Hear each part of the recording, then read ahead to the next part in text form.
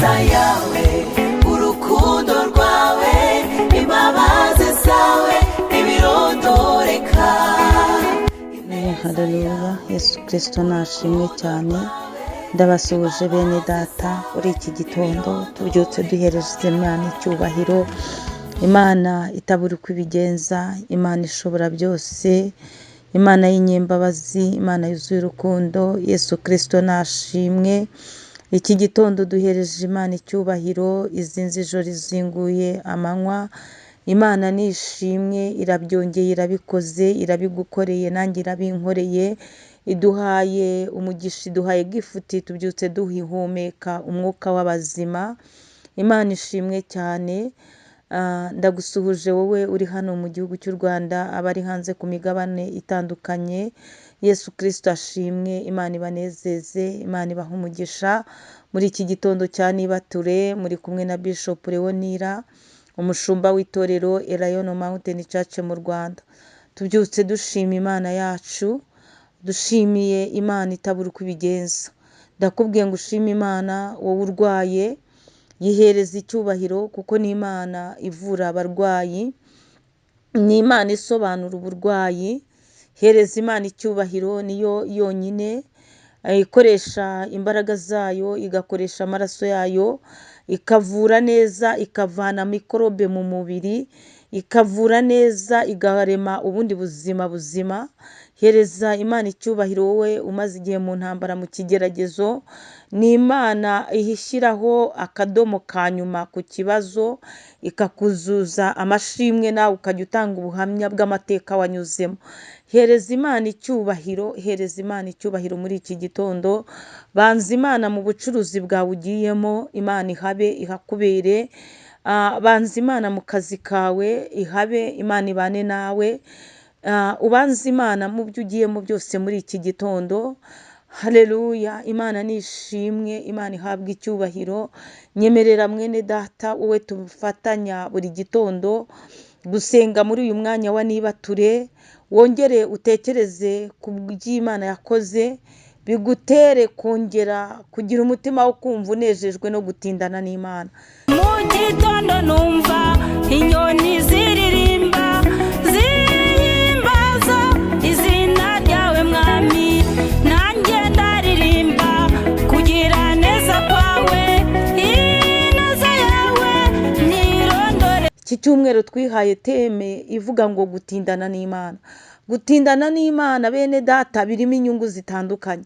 Gutindana n'Imana, umuntu ararindwa, urindirwa muri iyo insurance y'Imana, kuko wabaye imbere y'Imana, Imana irakurinda, ikurindira intambwe z'ibirenge byawe ntiziteguze ngo ujye kugwa mu mitego y'ibyaha bitandukanye. Iyo utindana n'Imana rero iguha umugisha.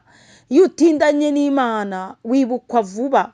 Mu gutindana n'Imana wumva ufite umutuzo w'amahoro mu mutima. Mu gutindana n'Imana hari igihe ikigeragezo cyiza cyakwibeshyeho kigasubirayo kiruka, kubera ko watindanye n'Imana, uri mu bihe byiza byo gusenga, uri mu bihe byo kubaha Imana. Iyo utindanye n'Imana, Imana ijya iguhamiriza aho utagera. Mu gutindana n'Imana harimo inyungu nyinshi ku mukristo wakiriye Yesu Kristo nk'umwami n'umukiza we, akaba atabivangavanga. Mu gutindana n'Imana, iyo abantu bagusobanyije, Imana iragusobanura. Imana nishimwe. Hari abantu benshi basobanyijwe n'abana b'abantu. Mwana w'umuntu akakugira nabi, akagusobanya rwose. Buriya nimba yaranakwirukanishije mu kazi, yaragusobanyije kuko ibyawe byarasobanye. Ariko Imana igiza ikadusobanura, kuko ica kandi kanzu, Imana ikakunyuzamo, warangiza ugasobanuka. Aho bari bategerereje ko ukomeza kumwarira, Imana ikakumwarura. Yewe Imana nishimwe. Turacyavuga gutindana n'Imana. Nyemerera muri iki gitondo rero twivugire ku ijambo ry'Imana. Turi muri iyo teme, nyemerera dusome ijambo ry'Imana, ubutumwa bwiza bwa Yesu Kristo nk'uko bwanditswe na Yohana ibice 5. Dusome umurongo wa 5 n'uwa 6. Titire y'ijambo handitse ngo Yesu akiza umuntu umaze imyaka 38 amugaye. Yesu nashimwe cyane. Ucyumva iyo myaka 38, wibaze umuntu uvutse amugaye akageza ku myaka 38.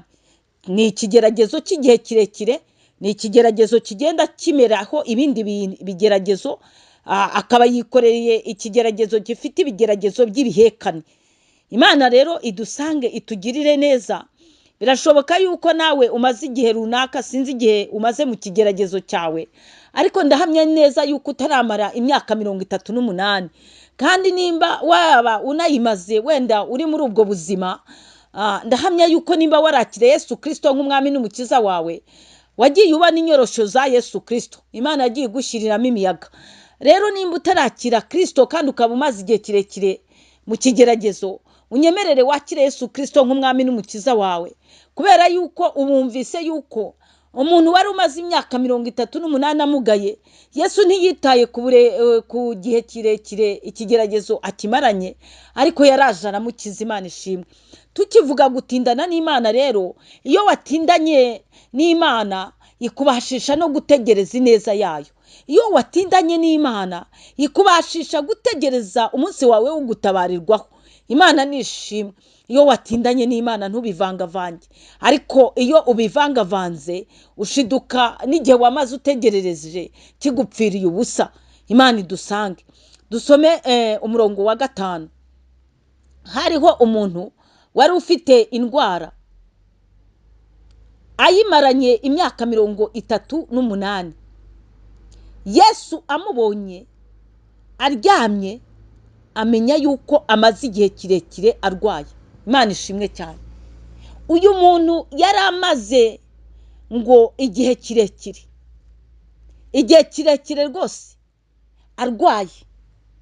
Si uko Yesu atabibonaga, si uko Yesu atari we wamuremye, nkuko nawe ujya ugeraho ukavuga ngo Imana yangenje ite. Imana irabizi ibibazo byawe, Imana irabizi ikigeragezo wicayemo, Imana irakireba. Ahubwo Imana irashaka kutindana nayo, irashaka kutindana nayo. Imana ishimwe cyane. Uwo murwayi ngo yari amaze igihe kirekire arwaye. Imana ishimwe. Ngo Yesu rero ngo yaramubonye, ngamubona aryamye. Yesu amenya yuko amaze igihe kirekire arwaye. Tukivuga gutindana n'Imana, ntabwo uzatindana n'Imana kuko wariye, nuba umushomeri ngo uvuge ngo ubivuyemo. Ntabwo uzatindana n'Imana kuko uri mu bisubizo. Nugera mu kigeragezo ngo uvuge ngo uteye Yesu umugongo. Icyo usabwa ni ugutindana n'Imana. Muririmbyi yaririmbye neza ngo naho ndiho, naho napfa, nzi ko nkundwa n'Uwiteka. Yesu amibyo nkenye byose ndamahoro. Icyo nkubwira ni ugutindana n'Imana. Uyu murwayi ntago yigeze yivumbura mu bintu Yesu yamubajije. Yaramubajije ngo urashaka gukira? Umurwayi kubwo gutinda mu kigeragezo aravugishwa, aratangira kumuha iby'amateka ye, atangira kumubwira uko byamugendekeye, atangira kumubwira ko hari abandi bakize, atangira kumubwira ko we nta muntu afite wamufasha. Marayika aramutse amazi yo ku kidendezi yihindukije ngamunagemo, marayika yakandagiyemo, amubwira ibyo byose. Ariko Yesu we ntabwo ibyo ari byo yaramubajije. Yaramubajije ngo urashaka gukira? Nawe rero nimba ushaka gukira, icyo bigusaba ni ugutindana n'Imana, ni ugutindana n'Imana. Uyu murwayi Yesu yageze aho aramubwira ati rwose byuka wikorera uburiri bwawe ugende. Imana ishimwe. Muri iki gitondo Imana ikoresha itegeko ku buzima bwawe. Wowe watindanye n'Imana, umaze igihe kirekire mu bihe byo gusenga, wowe watindanye n'Imana, wowe wihanganiye ikigeragezo, wowe watindanye n'Imana, wowe watinze wizeye Imana ko izagutabara, wowe watinze utegereje Imana ko iguteturura. Ndagira ngo nkubwire imyaka 38 ku kidendezi ategereje, ndagira ngo yari yararangije no kubona yuko mu bantu bahamusanga bose nta wamugirira impuhwe, ntago mbizi, wenda yikoreragaho na petit besoin n'ibindi byose akabyikoreraho bigatuma bamunena.